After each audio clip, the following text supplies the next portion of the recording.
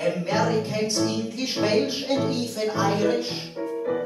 Rein ohne dass es wissen, in Wahrheit steirisch. Wie sagt der Amerikaner zu einem Pferd?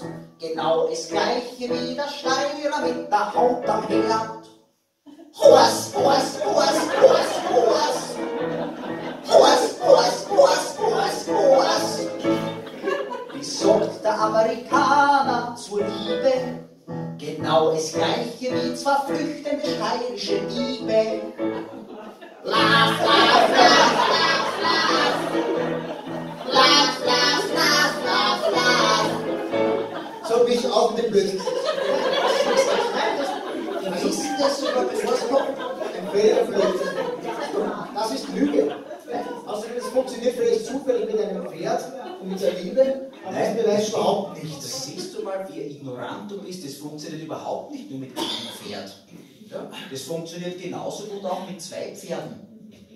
Horses, horses, horses, horses, horses. Horses, horses, horses, horses, horses.